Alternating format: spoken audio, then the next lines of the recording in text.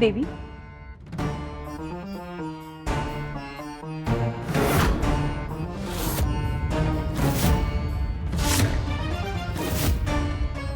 देवी, हा लखोटा कोणी पाठवला असेल? तुर्तास माहित नाही, पण अजून कोणालाही कळायला नको. उगाच महालात भीती पसरेल. आणि त्यात आईला तर अजिबातच कळायला नको की तिच्यावर झालेले हल्ले हे ठरवून केलेले होते. नाहीतर तिच्या जीवाला अजून घोर लागेल. हो देवी, आपण म्हणताय तसंच होईल. ही गोष्ट आपल्या दोघींमध्येच राहील. परंतु ह्यावरून एक गोष्ट स्पष्ट होती. कोणीतरी अशी व्यक्ती आहे जिला आधीपासून माहिती आहे की आईवर हल्ला होणार आहे. म्हणजे हे सगळं अचानक घडलं नाही. कोणीतरी सावलीत राहून सगळं काही पाहत होतं आणि योग्य वेळी आपल्याला इशारा देत होतं.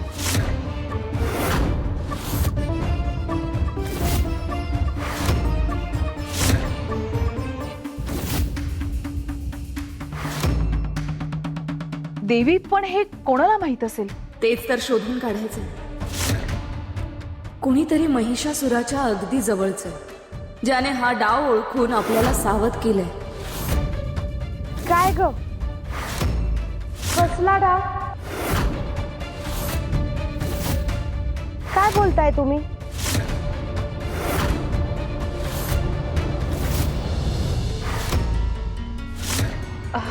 नाही, ते गंगाई काकू. आई, कधी काळी आम्ही महादेवांसोबत सारीपाटाचा डाव खेळला होता. त्यातून आमचा रुसवा झाला आणि त्याची समजूत काढण्यासाठी महादेवांनी आम्हाला पत्र पाठवलंय. तेच आम्ही शुंभाला सांगत होतो. हो काकू, हो. बाई, महादेव क्रोधित होतात हे ऐकलं होतं, पण ते रुसवा बी काढत्यात हे ऐकून छान वाटलं बघ. तुम्हाला सांगते, किती बी दैवत्व असलं, नवऱ्या बायकोच्या नात्यातल्या गमती कुणाला बी चुकल्या नाहीत या जन्मात. हो.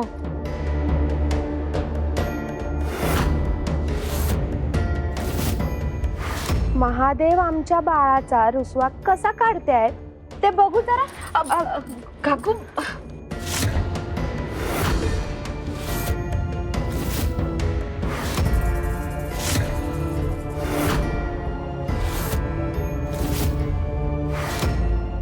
आई आई, आम्ही आणि महादेव.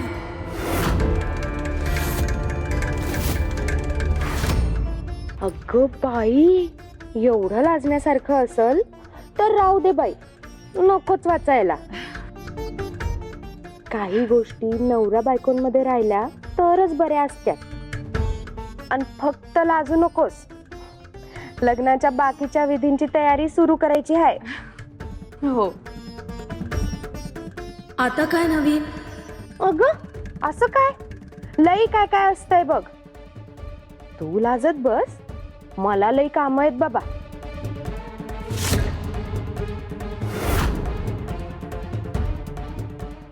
देवी, आज काळाने योग्य साथ दिली म्हणून.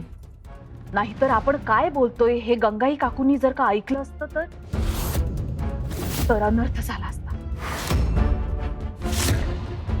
परंतु तुला एक गोष्ट जाणवतेय का? कोणती?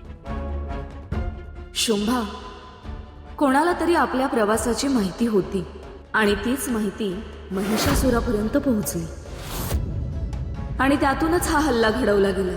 याचा अर्थ स्पष्ट की आपल्या जवळच कोणीतरी भेदी आहे.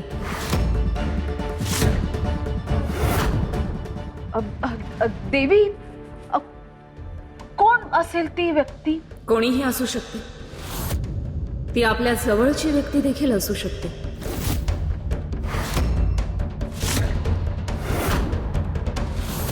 पद्मा असेल का ती?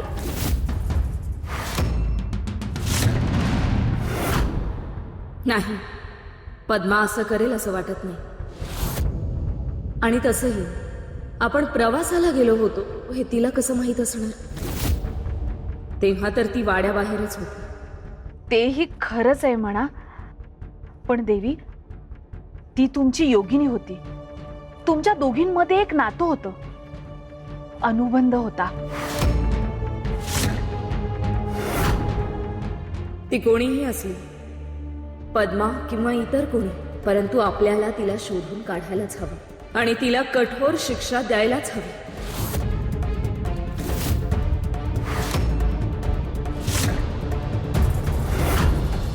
अगं ताई, तुला समजलं का? देवी आईची तब्येत म्हणा ठीक झाली आहे. आज महालात पुन्हा समजे गावकरी तिच्या दर्शनासाठी जाऊ शकतात.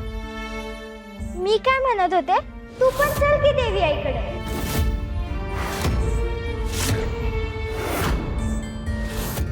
तसं बी दिवस रात्र इथं तिच्यासाठीच रडत असतेस ना वा? मी नाही, मी नको. का? तुला भीती वाटते का? देवी आई अजून तुझ्यावर रुसलेलीच असेल. तसं नाही ग. तू नको काळजी करू.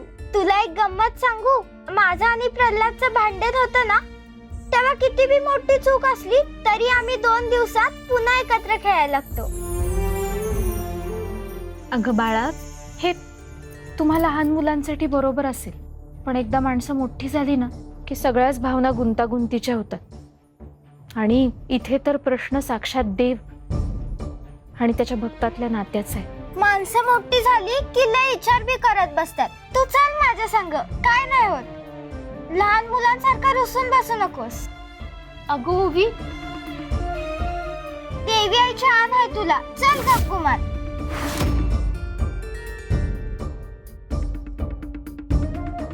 बरं, मी तुझ्या सोबत महालापर्यंत येईल, पण मी आत येणार नाही. हा, तू चल तर माझ्यासोबत, मग आपण पुढचं पुढे बघू. बरं. हा चालेल. चल मग मी तयारी करते.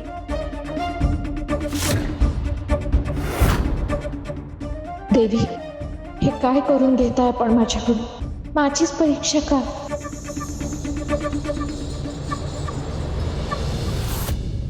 आता काय करायचंय पुढचा विधी? तुझं लग्न आहे आणि तू आमची गंमत करतेस होय ग? नवऱ्या मुलीला समद पाठ असलं पाहिजे बघ. अगं आई, आता तू माझं लग्न सागर संगीत करायचं ठरवलंयस ना, मग तूच सांगू शकतेस पुढे काय करायचंय ते. हुशार आहेस. दिव्य लखोटा उघडून बघूयात. त्यात समद्या विधी क्रमवार लिहिल्या होत्या. एक बी विधी चुकवायचा नाही.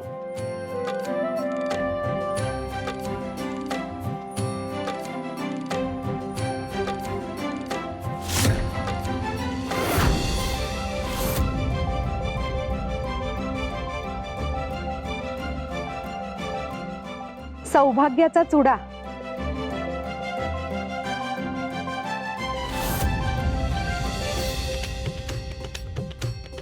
बापरे, आता समध्या गोष्टी लगबगीनं करायला हव्या. बांगड्या भरणं, देवक बसवणं, मांडव घालणं, समध्या गोष्टी इतक्या लगबगीने होत जातील की आपल्याला कळणार सुद्धा नाही येळ कसा निघून गेला ते. अगं आई, हो हो, हळू.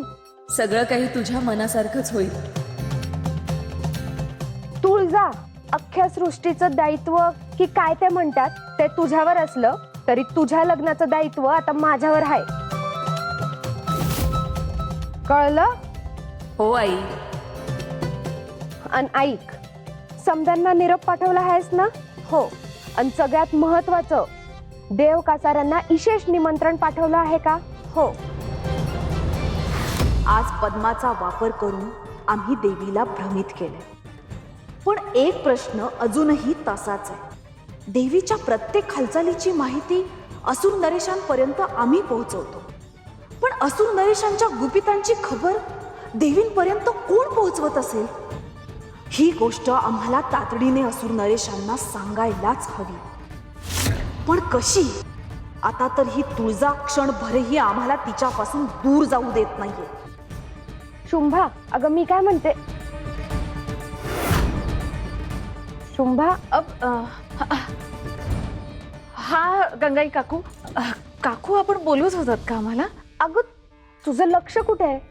मी काय म्हणतेय तुला? ते काय झालं? शुंभा, काही अडचण आहे का? देवी क्षमा करा आम्हाला, परंतु या प्रवासाच्या दगदगीमुळे ना आम्हाला खूप अस्वस्थ झालंय, थोडं दमायलाच झालंय. तुमची जर का अनुमती असेल तर आम्ही काही काळ विश्रांती करू का? म्हणजे कसं आम्हाला थोडंसं बरं वाटेल आणि मग पुन्हा आम्ही या विधीमध्ये सामील होऊ. अगं मग विचारतेस काय? तू जाऊन विश्राम कर. तू इथे लक्ष नाही दिलंस तरी झालं. तुळजा, काय बी बोलू नकस. शुंभा, तुला लवकरात लवकर बरं व्हावंच लागेल. तू कशी बरी होत नाही ना मीच बघते. आणि काय ग, तू जर बरी झाली नाहीस तर नवरी मुलीकडे लक्ष कोण देणार? काकू, तुम्ही नका काळजी करू. अहो, तुमची कन्या या सृष्टीतील कोणालाही लाजवेल इतक्या रूपवती आहेत आणि आम्ही त्यांना अशा अलंकृत करू की त्यांच्या तेजासमोर चंद्रप्रभा सुद्धा फिका भासे. मग तर ठीक. शुंभा, तू विश्राम घे. हो देवी, येतो आम्ही.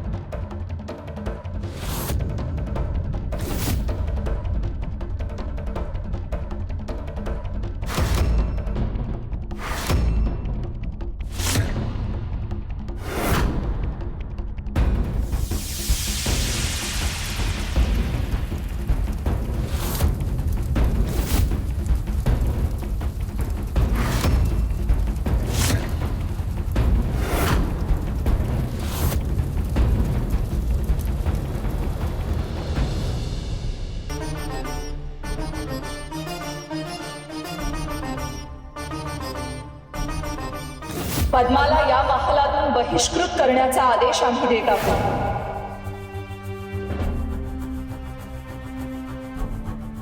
काय ग, काय झालं? चल ना, आता अगदी जवळ आलो आपण. नाही ओवी, मी तुला आधीच सांगितलं होतं, मी आत नाही येणार. माझा प्रवास इथपर्यंतच. अगं, तू देवी आईला भेटू नकोस, पण महालात तर चल. हे बघ ओवी, प्रत्येकाने आपापली मर्यादा ओळखावी. माझ्या पावलांना इथवरच थांबायचं लिहिलंय, पण तू पुढे जा, देवींचं दर्शन घे, त्यांचं प्रेम घे, त्यांचा आशीर्वाद घे. सगळ्याच फुलांना देवाच्या चरणी वाहिलं जात नाही. काही फुलं ही मंदिराच्या वाटेवरच थांबतात. लोकांच्या ओंजळींना सुगंध देणं हेच त्यांचं उद्दिष्ट असतं. माझं नशीब कदाचित इथवरच असेल, पण तुझा मार्ग अजून पुढे जातोय. आणि हो, देवींना माझ्याबद्दल एक शब्दही बोलू नकोस. मी इथेच थांबते, तुझ्या परत येण्याची वाट पाहत. मोठी माणसं ना फार विचित्र असतात. ज्यांच्याबद्दल आपल्या डोळ्यात पाणी येतं त्यांनाच भेटायला नाही म्हणतात. देवी आईला भेटायची एवढी ओढ आहे तुला, आणि तरी म्हणतेस मी जाणार नाही.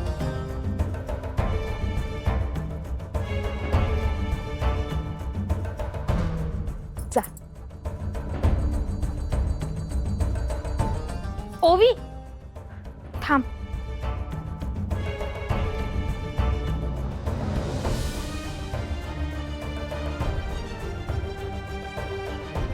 हे घे, देवींसाठी प्रसाद म्हणून हे लाडू बनवले होते, त्यांना दे. पण सांगू नकोस हा मी बनवले. डोळ्यातलं पाणी पदराला पुसलं नव्हतं ना, नाहीतर लाडू खारट झाले असतील. जा.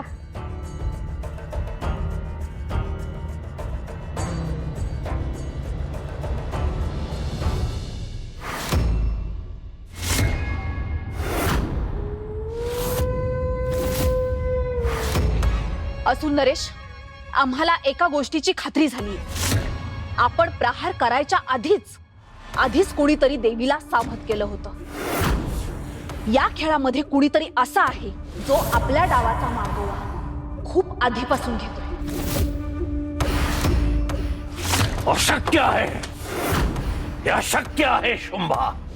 आम्ही या संदर्भात संपूर्ण गुप्तता राखली होती. ही वार्ता बाहेर पडणार नाही याची दक्षता घेतली होती.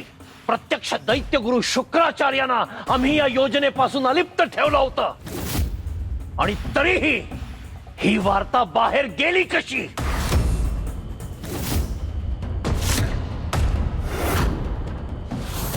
असिलोमा, असुर नरेश, असिलोमा याला तर सगळ्याची पूर्णपणे माहिती होती ना. तो तुमच्या विश्वासाला खरंच पात्र आहे असं वाटतं तुम्हाला? तुम्हाला आठवतंय असुर नरेश, जेव्हा तो देवी बरोबर युद्ध करण्यासाठी गेला होता तेव्हा त्याचा गर्व किती लवकर उतरला होता. ज्या देवीच्या विरुद्ध त्याला तलवार उगारायची होती त्याच देवी समोर नाक घासत तिला शरण गेला होता. असुर नरेश, जो एकदा भयभीत होऊन शत्रूला शरण गेला तो पुन्हा भयभीत होऊन शत्रूला शरण जाणार नाही कशावर? काळाचा प्रवास अडवण्यात माझंही नुकसान आहे हे माझ्या लक्षात आलंय देवी. मी हा काळ पुन्हा प्रवाहित करण्यासाठी तयार आहे. ही सगळी माहिती असिलोमा देवीला पुरवत नसेल कशावर?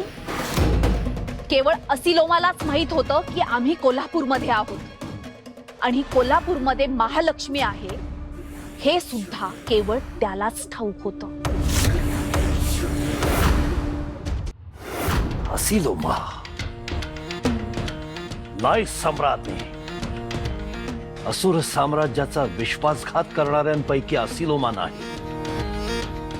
तो असं करणार नाही. युद्धामध्ये पराभूत होणं वेगळं आणि प्रत्यक्ष असुर नरेशांशी विश्वासघात करणं वेगळं. सम्राज्ञी, आपण आता क्रोधित आहात आणि क्रोध आपल्याला शत्रूपेक्षा स्वजनांवर संशय घ्यायला शिकवतो. पण क्रोध डोळे बंद करत नाही तर कधी कधी माणसाला सत्य काय आहे ते जास्त स्पष्टपणे दाखवतो. आणि आपली ही योजना कोणालाच ठाऊक नव्हती परंतु असिलोमाला माहित होती. असुर नरेश, साम्राज्य जाळून टाकणारी आग ही बहुतांश वेळेला घरातल्या ठिणगीतून निर्माण होते. आणि हा प्रश्न संपूर्ण असुर कुळाचा प्रश्न आहे. मोठ्या कष्टाने तुळजाच्या मनात आमच्याबद्दल विश्वास निर्माण केला. तिच्या सोबत सावलीसारखे राहिलोय, तिचं मन जिंकलंय, तिचा संशय दूर केलाय आम्ही असुर नरेश. आणि असं असताना जर का तुमच्या असुराने आमचं सगळं सत्य उघडं पाडलं तर तुळजा आम्हाला कधीही जिवंत सोडणार नाही. कारण देवीचा क्रोध हा मृत्यूपेक्षा सुद्धा भयंकर असेल. सम्राज्ञी, आपण चिंता करू नका. आम्ही आपल्याला काहीही होऊ देणार नाही. आमचा तुमच्यावरती पूर्ण विश्वास आहे परंतु असिलोमावरती नाही. ठेवावा लागेल सम्राज्ञी. आता केवळ आपण आमच्यावर विश्वास ठेवा. तो विश्वासघाती कोण आहे हे आम्ही लवकरच शोधून काढू. तो शोधून काढण्यासाठी आम्हाला एक विशिष्ट विधी करावा लागेल आणि तो विधी केल्यानंतर आम्हाला कळेल तुळजाला हा संदेश कोणी पाठवला होता. असुर नरेश, आपल्याकडून येणाऱ्या आनंद वार्तेची आम्ही वाट पाहू.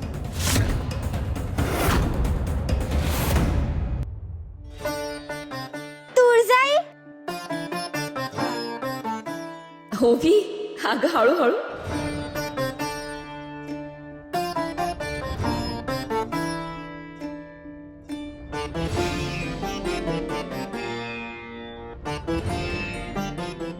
तू किती सुंदर दिसतेस ग तुळजाई, अगदी देवारातल्या मूर्तीवाणी. पण तुझ्या एवढी नाही, तू तर अजून गोड झालीयस, नुकत्याच उमललेल्या फुलासारखी.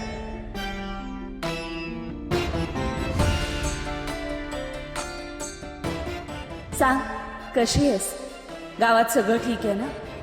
हो, आता गावात सगळं छान आहे. समदे माझी लई काळजी घेतात. आणि तुला ठाव आहे, त्या दिवशी प्रल्हाद झाडावर चढून कैऱ्या काढत होता आणि स्वतःच म्हणत होता, आज गावातला सगळ्यात शूर योद्धा मी हाय, मी हाय.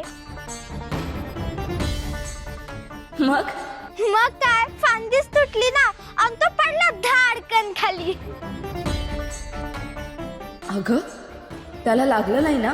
अगं नाही ग, उठून वर म्हणतोय कसा.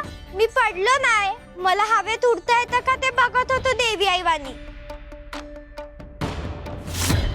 कधी कधी गावाची आठवण आली ना की आमचं मन अगदी हलकं होतं. ती माणसं, त्यांचं ते साधं आयुष्य, न बोलता एकमेकांना समजून घेणारं त्यांचं ते प्रेम, संध्याकाळ झाली की गावात पसरलेली ती शांतता, आणि त्या शांततेमध्येही माणसांच्या हसण्याचा आवाज. ह्या सगळ्या वैभवात सुख आहे होई, परंतु त्या साध्या दिवसात एक वेगळीच ऊब होती. तुम्ही समधी मोठी माणसं समजून घ्यायला किती अवघड असता. तुमच्याकडे जे नाही तेच तुम्हाला पाहिजे असतं. आणि ज्यावेळी असतं त्यावेळी त्याचा आनंद नाही घेता येत. शुंभा, अगं शुंभा कुठं आहेस? शुंभा, अगं कुठे आहेस? आहेस का दाल?